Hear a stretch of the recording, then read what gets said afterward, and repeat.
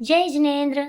यह जो दृश्य आप देख रहे हैं वह है तिलकगंज में विराजमान परम पूजनीय श्रमणी आर्यिका विजिज्ञासा श्री माता जी के संग में हुई चुल्लिका दीक्षा की समाधि का। बहुत ही सुंदर यह दृश्य है।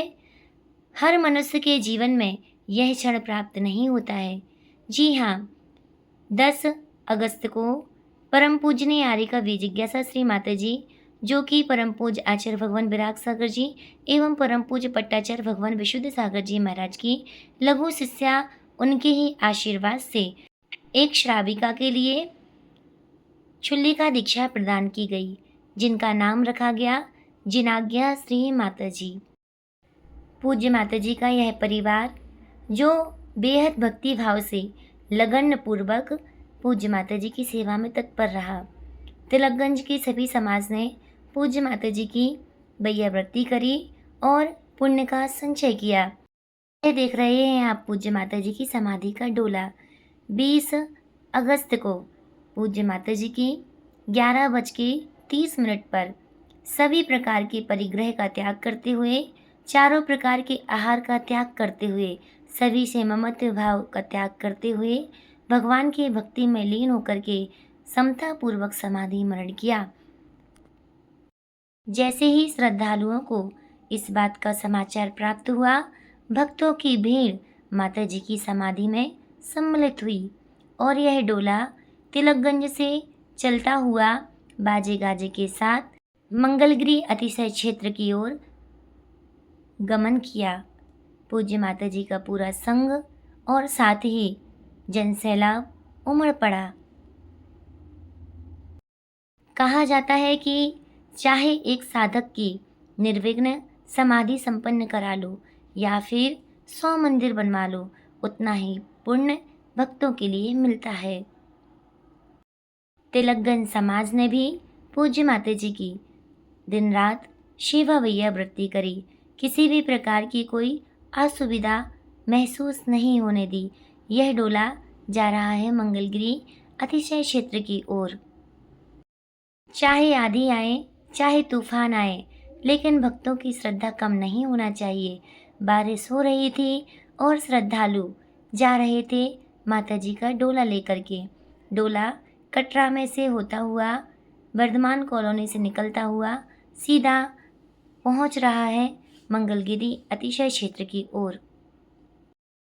संसार में तो लाखों प्राणी जन्म लेते हैं, लेकिन लाखों में से अपने जीवन को जो धन्य बना लेते हैं, उन्हीं का यह जन्म लेना धरती पर सार्थक हुआ करता है।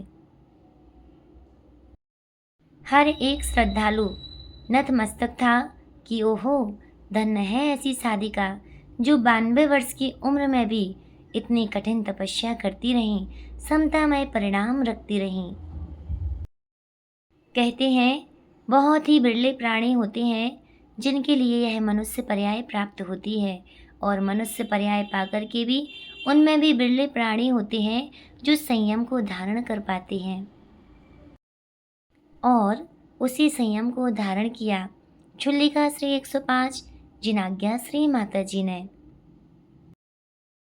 धन्य है उनका वैराग्य, धन्य है उनकी तप साधना कि इतनी शरीर में वेदना होते हुए भी कष्टों को सहन करती रहीं और अपने संयम का निर्विघ्न रूप से पालन करती रहीं।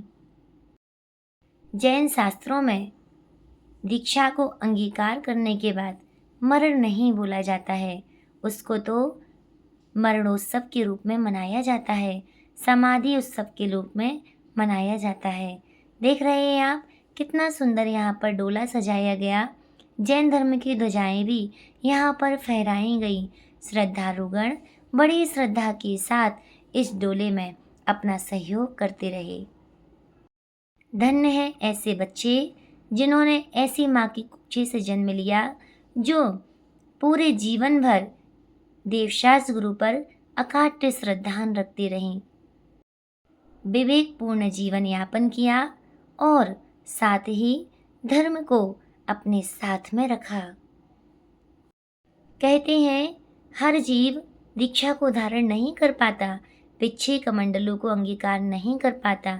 जिसके चारित्र मोहिनी कर्म का उदय हो, तो वह कितना भी पुरुषार्थ कर ले दीक्षा धारण नहीं कर सकता। लेकिन धन्य है ऐसी माँ जिन्होंने अपने चारित्र मोहिनी कर्म को भी दूर किया और आ गई पूज्य आर्यिका विजिज्ञासा श्री माता जी के चरणों में कि मुझे दीक्षा लेना है। धन्य है वो प्राणी जिन्होंने संसार की असारता को भली भांति समझ लिया।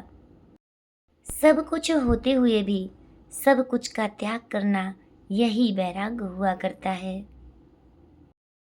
जब किसी का मरण होता है तो लोग आंसू बहाते हैं, उल्टे बाजे बजाते हैं, लेकिन जब जैनों में समाधि मरण होता है तो सहनाई और गाजे बाजे बजाए जाते हैं। उसमें रोते नहीं, प्रशंसा करते हैं, खुशियाँ मनाते हैं कि एक देह ने समता पूर्वक संयम को धारण करके समाधि पूर्वक मरण किया है। इन्होंने केवल अपने शरीर को ही नहीं त्यागा बल्कि संसार से भाव भ्रमण को भी छोड़ने का पुरुषार्थ किया है। यह जो आपको दृश्य देख रहा है यह है दिगंबर जैन अतिशय क्षेत्र मंगलगिरी सागर का। यह मैं बता दूं बहुत बड़ी जगह पर यह क्षेत्र बनाया गया है जहाँ पर विशाल विशाल मंदिर और विशाल विशाल प्रतिमाएं विराजमान हैं। इसी क्षेत्र में बहुत बड़ी जमीन है, वहाँ पर एक समाधि स्थली भी बनाई गई हैं जहाँ पर किसी भी साधक की यदि समाधि हो तो वहाँ पर अग्नि संस्कार किया जाएगा और चरण छत्रियाँ भी स्थापित की जाएंगी। ऐसा मंगलगिरी क्षेत्र वालों का आगामी समय में विचार किया गया है। संसार के प्राणियों को अग्नि दहन करना उसमें तो पाप लगता है, लेकिन साधुओं के अग्नि दहन करने में कितना पुण्य लगता है। सने सने जैन धर्म की ध्वजा को फहराते हुए बढ़ रहे हैं मंगलगिरी अतिशय क्षेत्र की ओर। इस मंगलगिरी क्षेत्र में पारसनाथ भगवान को देखते हैं तो सम्मेद शिखर की याद आती है। महावीर भगवान को देखते हैं तो पावापुरी की याद आती है। आदिनाथ भगवान को देखते हैं तो अष्टापद की याद आती है। बाहुबली भगवान को देखते हैं तो गोमटेश्वर की याद आती है। बांसपूज भगवान को देखते हैं तो चंपापुर की याद आती है और नेमिनाथ भगवान को देखते हैं तो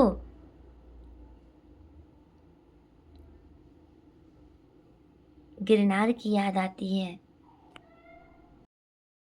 8 किलोमीटर का सफ़र तय करके आखिर भक्त लोग पहुंच ही गए पूज्य माता जी के संस्कार करने के लिए।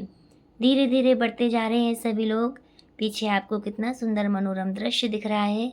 चारों ओर हरियाली है। बहुत ही सुंदर इस क्षेत्र पर आकर के अनुभव होता है, विशुद्धि बढ़ती है और विशाल विशाल जनबिंबों के भी दर्शन प्राप्त होते हैं।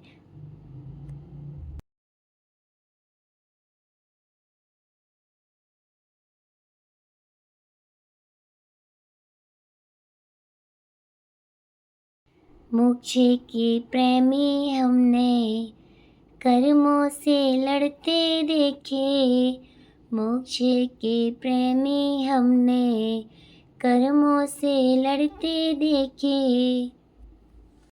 वैराग्य हर किसी को नहीं आता अपने जीवन में।